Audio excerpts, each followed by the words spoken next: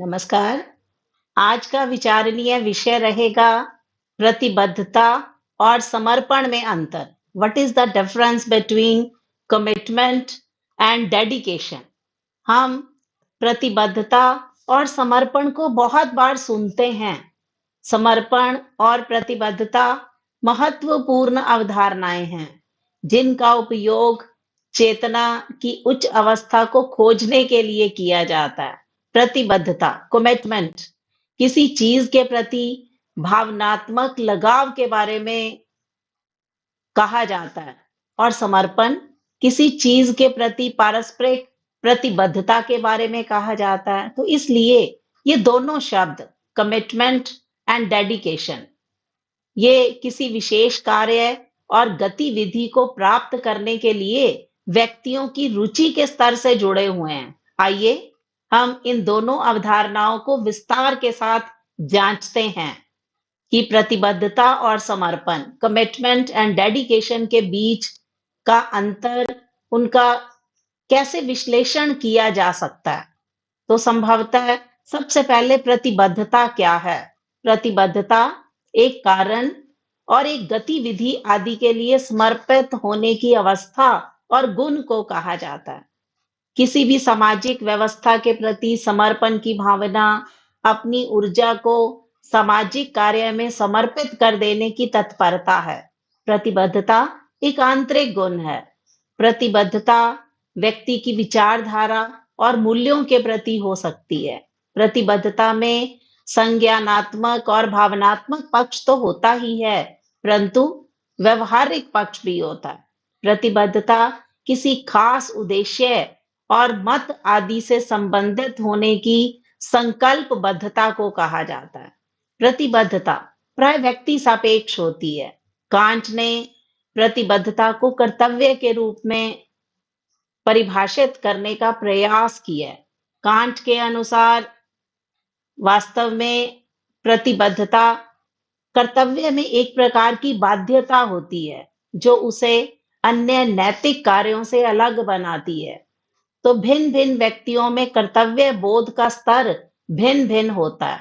तो इस बाध्यता के मूल स्वरूप को हम आत्मनिष्ठ कह सकते हैं। यह प्रश्न दोबारा दोबारा अनुत्तरित रह जाता है, क्योंकि किसी कर्तव्य को स्वीकार करने से पहले व्यक्ति की स्वतंत्रता बनी रहती है।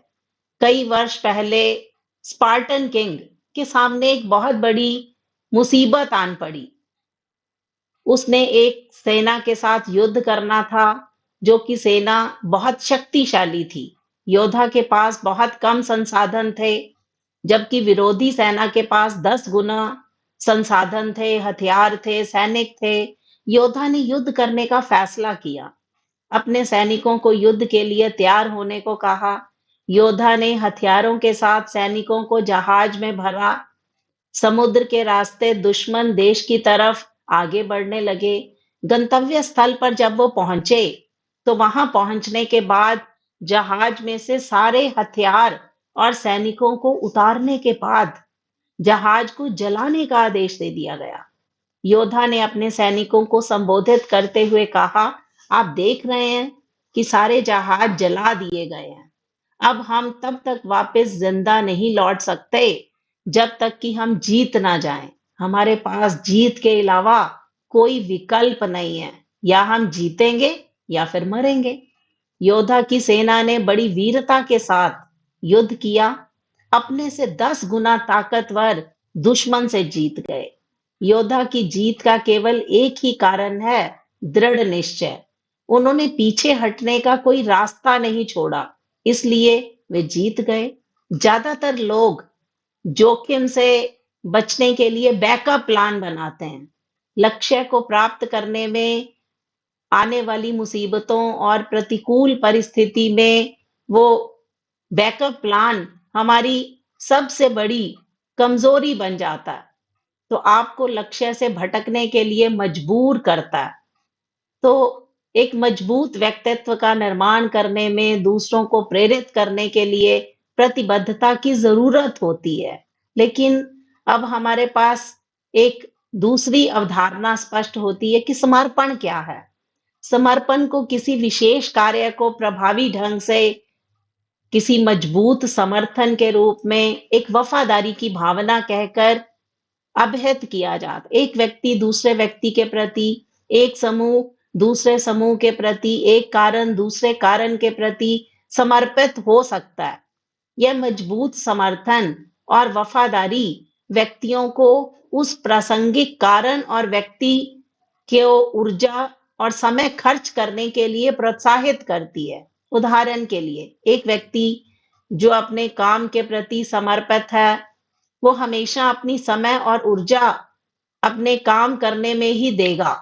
अगर एक व्यक्ति कोई धर्म के प्रति समर्पित है, तो वो धार्मिक गतिविधियों में संलग्न होकर अपनी समय और ऊर्जा देगा।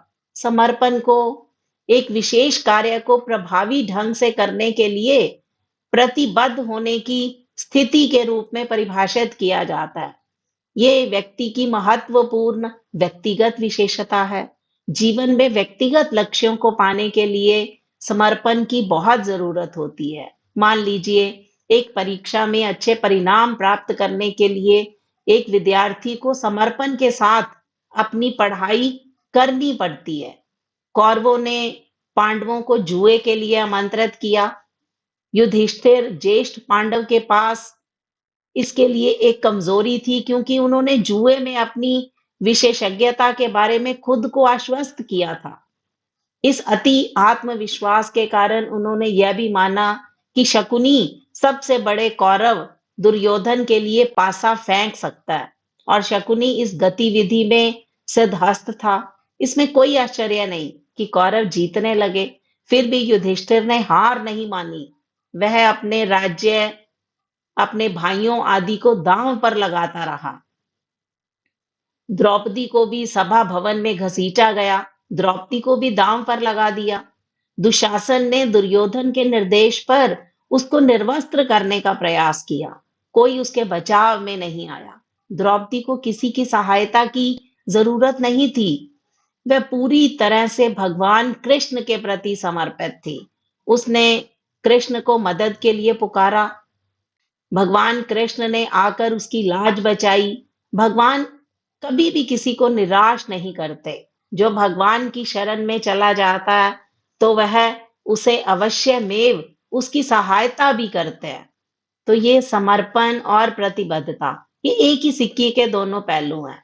ये कंधे से कंधा मिलाकर चलते हैं। उद्देश्यों को प्राप्त करने के लिए दोनों की आवश्यकता होती है। मान लीजिए, एक व्यक्ति ने कोई कंपनी शुरू की है। उसे लाभ के हेतु चलाने के लिए वो प्रतिबद्ध है, लेकिन वो अपनी प्रतिबद्धता को बनाए रखने के लिए समर्पित भी है। इस मामले में प्रतिबद्धता पहले आई और समर्पण बाद में आया। हालांकि यह हमेशा एक जैसा नहीं हो सकता, क्योंकि एक व्यक्ति जो किसी कंपनी के लिए लाभ कमाने के लिए समर्पित है, तो उसे कंपनी के लिए प्रतिबद्ध होना ही चाहिए। कभी कभी एक प्रतिबद्धता एक वादा और सिद्धांतों का एक बयान है, और कभी कभी ऐसा लगता है कि प्रतिबद्धता 4 अक्षर का शब्द है, जो अक्सर होने वाले भय के साथ साथ असुरक्षा और संदेह पैदा करता है। प्रतिबद्धता एक कारण और एक गतिविधि के लिए समर्पित होने की अवस्था है, और समर्पण एक विशेष कार्य को प्रभावी ढंग से कुशलता से करने के लिए प्रतिबद्ध होने की स्थिति है। इन दोनों को इस प्रकार परिभाषित किया जाता है। तो प्रतिबद्धता किसी विशेष लक्ष्य को प्राप्त करने के लिए किसी व्यक्ति के जुनून को मापती है, और समर्पण दायित्व के पालन के लिए व्यक्ति के जुनून के रूप में जाना जाता है। तो समर्पण एक गुणवत्ता है, लेकिन प्रतिबद्धता और दृढ़ता दोनों के माध्यम से ही उसे पाया जा सकता है। तो ये दोनों एक ही सिक्के के दो पहलू हैं।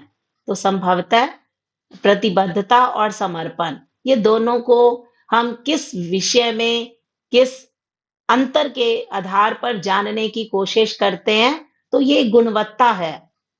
समर्पण गुणवत्ता है, और प्रतिबद्धता और दृढ़ता दोनों के माध्यम से समर्पण को पाया जा सकता है। धन्यवाद।